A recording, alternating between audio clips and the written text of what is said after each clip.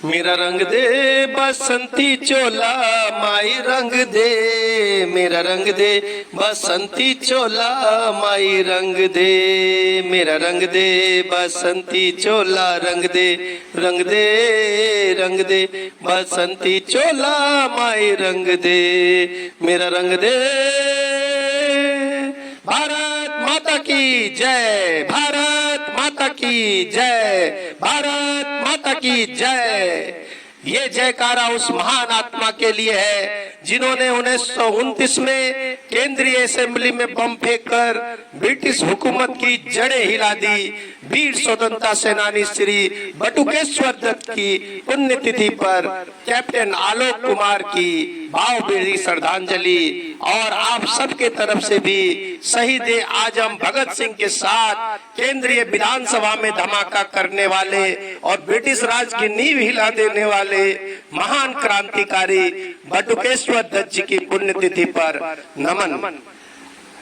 ये जरूरी है कि आज के दिन सिर्फ न उन्हें याद किया जाए उनके विशेष गुणों के लिए, बल्कि ये भी जरूरी है कि आज इस महान आत्मा ने जो योगदान दिया, जो हमारे देश की आजादी के लिए लड़े और हम सबको आजाद कराने का काम किया, उसको याद भी किया जाए। लेकिन इन सब के साथ एक बात और बताना चाहूंगा कि बटुकेश्वर दत्त जी के साथ जो उपेक्षा हुई उनकी आजाद भारत में, उसके बारे में जिक्र करने के लिए मैंने इस वीडियो को बनाया है। आप लोग इस बात को याद रखते हैं, इस देश के स्वतंत्रता सेनानियों ने हमारे लिए जो काम किया उसका हम कभी भी कर्ज नहीं उतार सकते, लेकिन साथ साथ उनकी इस आजाद भारत में जो उपेक्षा की गई है, जिसका जिक्र आते ही बहुत दुख होता है कि आजाद भारत में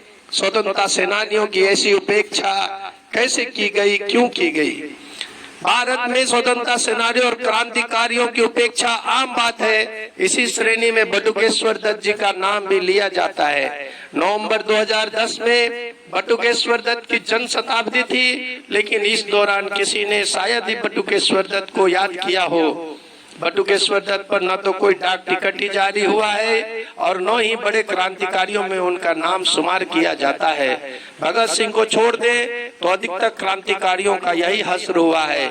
इसी बात को ध्यान में रखते हुए अनिल वर्मा ने बटुकेश्वर दत्त पर एक किताब लिखी है। यह पुस्तक बटुकेश्वर दत्त पर लिखी पहली पुस्तक है।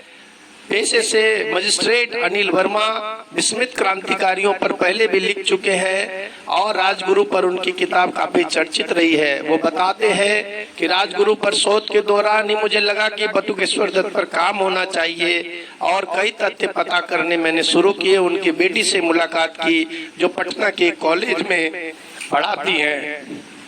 बटुकेश्वर दत्त ने भगत सिंह के साथ मिलकर 1929 में तत्कालीन ब्रितानी संसद में बम फेंका था और उसके साथ पर्चे भी लहराए।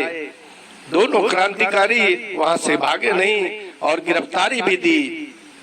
अनिल वर्मा बताते हैं बटुकेश्वर दत्त का सबसे बड़ा काम यही कहा जा सकता है कि आगरा में एक बम फैक्ट्री स्थापित की गई जिसमें बटुकेश्वर दत्त का बड़ा हाथ रहा। बम फेंकने के लिए उन्हें काला पानी की सजा दी गई। इससे पहले लाहौर में बटुकेश्वर दत्त, भगत सिंह और यतीन्द्र नाथ ने 144 दिनों की हड़ताल की। इस दौरान यतीन्द्र नाथ की मौत हो गई। बटुकेश्वर दत्त देश की आजादी देखने के लिए बचे रहे, लेकिन सारा जीवन उन्हें उपेक्षा में ही बिताना पड़ा। अनिल वर्मा बताते हैं बटुकेश्वर दत्त को ना कोई सम्मान मिला और उन्होंने निर्धनता में अपनी जिंदगी बिताई। पटना की सड़कों पर सिगरेट की डीलरशिप और टूरिस्ट गाइड का काम करके बटुकेश्वर दत्त ने जीवन यापन किया। उनकी पत्नी मिडिल स्कूल में नौकरी करती थी, जिससे उनका घर चला। अनिल वर्मा अपनी किताब में लिखते हैं कि एक बार पटना में बसों के लिए परमिट मिल रहे थे, तो उसके लिए बटुकेश्वर दत्त जी ने भी आवेदन किया। परमिट के लिए जब पटना के कमिश्नर के सामने पेशी हुई तो कमिश्नर ने उनसे स्वतंत्रता सेनानी होने का प्रमाण पत्र लाने को कहा।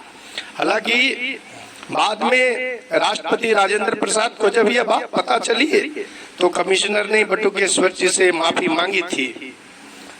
बटुकेश्वर जी का बस इतना ही सम्मान हुआ कि 50 के दशक में उन्हें एक बार 4 महीने के लिए विधान परिषद का सदस्य मनोनीत किया गया। अनिल वर्मा जी बताते हैं कि बटुकेश्वर दत्त जी का जीवन इसी निराशा में बीता और 1965 में उनकी मौत हो गई। आजादी के 60 साल के बाद बटुकेश्वर दत्त जी को एक किताब के जरिए याद तो किया जा रहा है, लेकिन न जाने ऐसे कितने क्रांतिकारी हैं जिन पर अभी तक एक पर्चा भी नहीं लिखा गया है। भारत के लोगों, आपकी इस आजादी के लिए लाखों लोगों ने अपनी जानें गंवाई है। इस आजादी को संभाल कर रखना आपका काम है।